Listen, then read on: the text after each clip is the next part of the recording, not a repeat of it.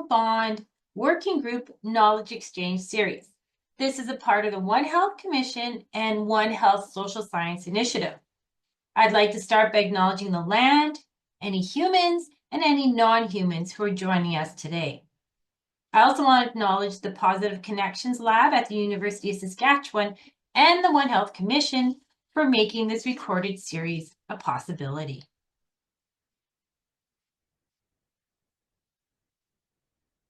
The One Health Social Science Initiative was formed within the One Health Commission in 2017, and our Human Animal Bond Working Group was formed in the fall of 2024. The group was initiated by myself. My name is Colleen Dell, and I'm a professor and research chair in One Health and Wellness at the University of Saskatchewan in Saskatoon, Canada. Our evolving list of working group members are on our webpage on the One Health Commission website, and we are always looking to recruit new members, so do be in touch. So you see there the onehealthcommission.org, and under there you'll see the One Health Social Science Initiative, and then we are the Human Animal Bond Working Group. The photo shared here is some of the members of our working group. This was our second Zoom call. I think this is around November of 2024. And we have representation here from Nigeria, Ghana, the United States, Canada, Australia, Bangladesh, France, Brazil, Peru, and more. The direction of the Human Animal Bond Working Group is decided purpose statement. It says the One Health Working Group on the Human Animal Bond is dedicated to advancing the understanding and recognition of the diverse and dynamic interactions between humans, non-human animals, and the environment, focusing on the mutual benefits and challenges of the human-animal bond through a transdisciplinary lens. A more detailed version of our evolving or our working purpose statement can also be found on our webpage.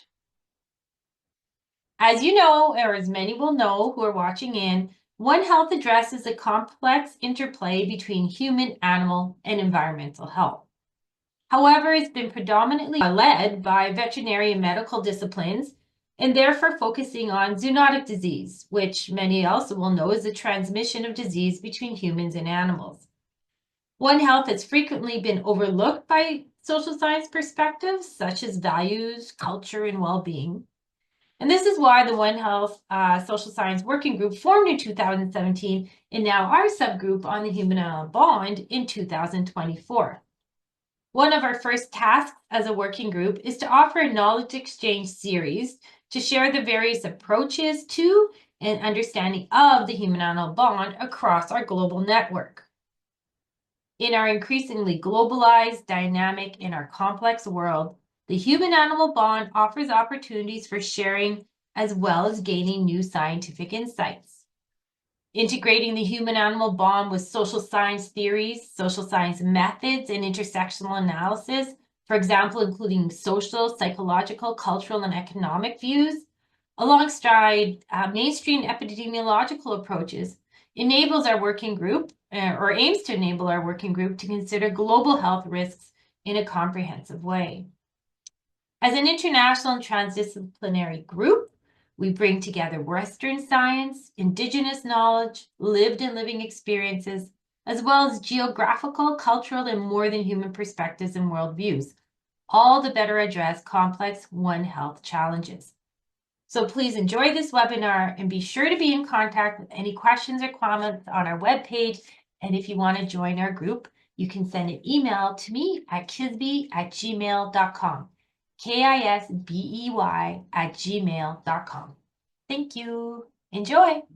So, hello everyone. Good morning from Saskatoon.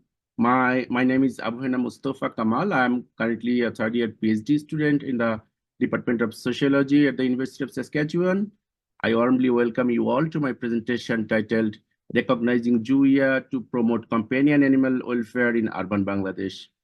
I would like to acknowledge that this presentation and the subsequent publication are based on my MA thesis titled Examining the Social Benefits of Human-Animal Interaction in Urban Bangladesh, which I completed under the supervision of Dr. Colin Dale at the University of Saskatchewan. Today, I will present some of the key findings from my thesis. Next, please.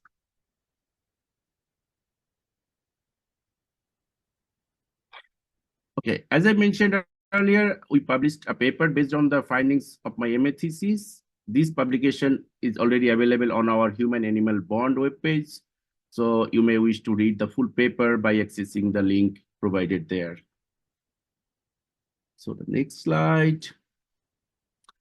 Well, before presenting the background and findings, I thought it would be a good idea to visualize one of the historical forms of animal use and human-animal interaction in Bangladesh. I must say, this picture does not present the common companion animals, but I will explain later in this presentation some common perceptions of companion animals in Bangladesh. So moving forward. Despite the growing importance and extensive discussion around human-animal interaction in recent decades, there is lack of sociological literature on this topic. In fact, some prominent sociologists, such as Herbert Mead, argued for the exclusion of animals from the scope of sociology. However, existing literature, sociological literature demonstrates that human-animal interaction plays a significant role in societies around the world. For example, many people consider companion animal as member of their family. Growing number of people across the world are owning companion animals. For example, one of the most recent data from 2023 shows approximately 80% households in Latin America have at least one companion animal. Moreover, beyond the well-documented physical and mental health benefits, literature consistently suggests human-animal interaction significantly contributes to promoting social interaction and expanding social networks. Next slide. Like many other countries in the Asia-Pacific region, there is a lack of attention and awareness about human-animal interaction in Bangladesh. Additionally, the existing literature in Bangladesh is almost exclusively focused on the risk of zoonotic disease transmission. Therefore, this study aimed to broaden our understanding of the role of companion animals and human interaction in promoting the overall well-being of both humans and animals. Also, this study explored the key challenges associated with owning companion animals in Bangladesh. So the next slide. Why I used Zooeyia as a conceptual framework in my study. Zooeyia was used as a conceptual framework in my study to highlight the positive health benefits of companion animals and to challenge the prevailing stigma and utilitarian views in Bangladesh. It also aligns with the One Health approach by emphasizing the interconnected well-being of humans and animals. Next slide. I adopted an exploratory research design to address the research questions. The scarcity of relevant literature in Bangladesh was another key reason for choosing this approach. A semi-structured interview guideline was used to conduct the interviews. A total of 35 qualitative interviews were conducted, including 20 companion animal owners, 10 sellers, and 5 livestock service department officers. This study employed a combination of snowball and purposive sampling technique. Next slide. Data collection took place over 44 days, starting on December 20, 2021. All interviews were conducted face-to-face, audio recorded, and informed consent, written consent was obtained from each participant. Interviews were transcribed verbatim and translated from Bengali to English. Then NVivo version 12 was used for coding and analysis, guided by Brown and Clark's 6-phase framework for thematic analysis. Next slide. Moving forward to the resultant discussion section. Next. Can you see this diagram? Okay, so although this study primarily aimed to gather information on participants' perception of the social benefits of owning companion animals in urban Bangladesh, many participants also mentioned various mental and physical health benefits. I have tried to summarize the key findings of my study in this diagram, which I will explain in detail in the following slides. So the next slide describes perceived social benefits. A large majority of participants in this study described new companion animals help facilitate interactions with family members, friends, acquaintances, and other companion animal owners, and even non-owners. These interactions can play a significant role in reducing social isolation, fostering a sense of connection with community members, and enabling access to social support. Similar findings have been documented in several studies on human-animal interaction, highlighting the social benefits of companion animal ownership.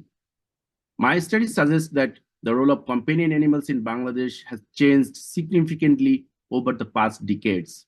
As mentioned earlier, pets are now increasingly treated as family members rather than being valued solely for their labor or utility. Parents are also increasingly encouraging their children to have companion animals to help keep them away from negative influences and harmful habits such as addiction. So the next slide, perceived mental health benefits. This study shows that companion animals help reduce loneliness among their owners, particularly in the context of rising nuclear families in urban areas. Human-animal interaction was also found to boost self-esteem and act as a protective factor against depression and stress, potentially reducing suicidal ideation. So my next slide shows perceived physical health benefits. One of the key benefits of human-animal interaction documented in my study is its positive impact on physical health.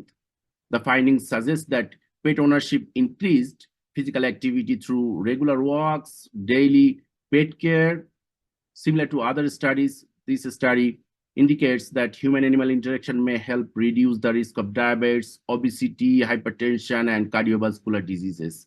It also suggests that human-animal interaction can encourage a more disciplined and routine lifestyle, including habits like quitting smoking and exercising regularly. Additionally, spending time with pets was found to promote relaxation and stress relief. As a note, it's important to mention that participants thought these physical and mental health benefits are interlinked with social benefits, social well-being. So my next slide shows challenges of owning companion animals in urban Bangladesh based on the perception and experiences of the companion animal owners. My study shows that religion significantly influenced pet ownership choices. Most Muslim participants avoided owning dogs or pigs due to their religious beliefs and preferred owning cats instead. Concerns about Sunnah and Haram were commonly noted.